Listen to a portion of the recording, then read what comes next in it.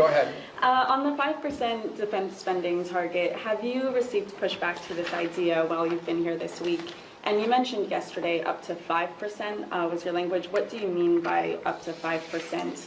Well, I said up to a path up, getting up to 5% at some point. I'm not saying overnight, but to get to that point. We think that's what NATO allies need to be spending for NATO to face the threats that it itself has identified and articulated. Here's the good news. The good news is everyone generally, with a couple exceptions, are spending more on defense today than they were 3, 4, 5 years ago. That's positive. That trend needs to continue. So the trend lines are good, but they need to continue. But this is not about spending. Okay? This is not about money necessarily. This is about capability. In order for NATO to be stronger, it needs partners that are stronger.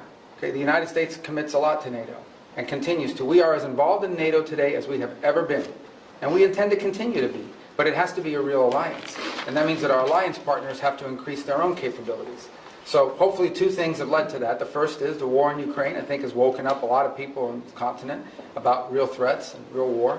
And the other is, I think, the pressure and the statements of President Trump that have been pretty consistent about increasing their spending. So this whole trajectory of more defense spending began, I believe, back in 2017, 2018, under President Trump's first term. We want that trend to continue. And we're hoping when the leaders meet in The Hague that there'll be further and firmer commitments in that direction. I think it's beneficial to the alliance.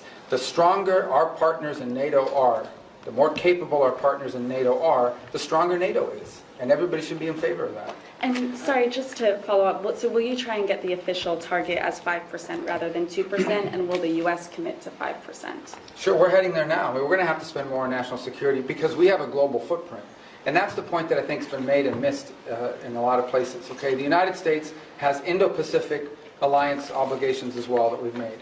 We are currently involved in opening up the Red Sea so that global shipping for everyone, including our European partners, can become possible again. We're engaged in counter-drug and counter-gang interdictions in the Western Hemisphere. There's obviously all sorts of issues going on in different parts of the world, including we're concerned about a resurgence of terrorist cells, whether it's in Africa or in the Middle East. So the U.S. has these global obligations, and we have China that's undergoing the largest, most expansive peacetime military expansion in history. So we need to confront all of these things, and we're engaged in all of those things. So we're going to have to increase the spending in our country.